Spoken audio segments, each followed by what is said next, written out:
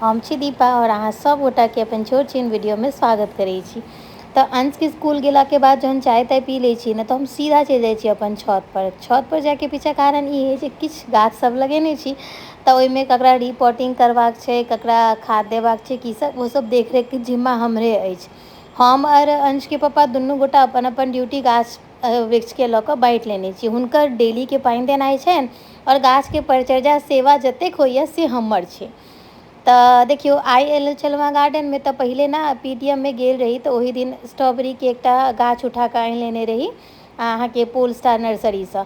और एहिसँ पहिलेहो जहन हम मधुबनी आइसँ 3 साल पहिले के आसपास जहन शिफ्ट भेल रही तहनो आनने रही स्ट्रॉबेरी। ओ खूब फड़ल रहए, बहुत बेरास फड़ल रहए। अगर फोटो हैत तऽ हम कहियो अहाँके संग सबसँ शेयर करब जरूर। तऽ जे छै ने से आइ हम सोचलहुँ जे ई प्लांटिंग करैत करैत किछु अहाँ सबसँ गप करी। तऽ ई छोट बर्तनमे छलैए तऽ देखलिए बतिया सब फल सब 4-5 गो ओहिमे लागि गेल छै तऽ कहलिए एकरा कनि पैघ बर्तनमे खाद सब धऽ कऽ धऽ देबै ने तऽ ई खूब फलतै फूलतै।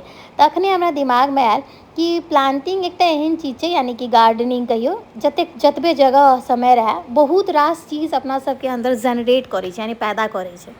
की सब हम अपन अनुभव कहै छी, अहाँ सब अपन अनुभव हमरा कमेंटमे जरूर बताएब जे हमरासँ हम रिलेट अहाँ सबके कऽ पाबि रहल छी और अहाँ सब कतेक सहमत छी से। सबसँ पहिला बात अहाँके अन्दर उम्मीद जगाबैए, हमरा ई लागैए। केना तऽ एना जे आइ एहिमे पानि देलिए ने तऽ आब गाछ पैघ हेतै, एहिमे फूल हेतै, एहिमे फल होतै, ताहि तरहक। तकर बाद सकारात्मक ऊर्जा बहुत बेसी पैदा करै छै, जनरेट करै छै, बहुत बेसी पॉजिटिविटी। किएक तऽ जहने इंसानके अन्दर होप आबै छै ने तऽ पॉजिटिविटी अपने आप पैदा होइ छै। तऽ हमर स्ट्रॉबेरीके लगाएकऽ हम इम्हर आबैत रही पानि तानि दऽ कऽ तऽ देखलिए कनि दिन पहिले ने सुखायल मिरचाइ छीटि देने रही एकटा ग्रो बैगमे। ओहिमे एतेक रास मिरचाइके गुच्छा लागि कऽ जे छै से रोज देखै छलिए। तऽ आइ एहिमे देखलिए जे फूलमे सँ मिरचाइ भऽ गेलै। तऽ ई कहलथि जे देखियौ अहाँके छिटलवला मिरचाइ ने आब गुच्छा गुच्छा फड़त। हम कहलिए नजरि नहि लगाउ, फड़ऽ दियौ एकरा।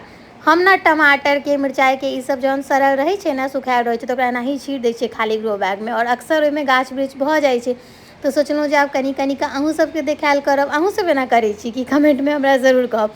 टमाटरो गाछमे नहि किछु तऽ एनाहु 3-4 टा टमाटर फड़िए जाइ छै जे अपने मोने जन्मै छै से सब, ताहि दुआरे। और ई मिरचाइमे तऽ हमरा लागैए एहि बाजी बड्ड फड़तै। तकर बाद ई फूल देखियौ, इहो फूल अनने रही हम सालगिरह परमे कीन कऽ ने।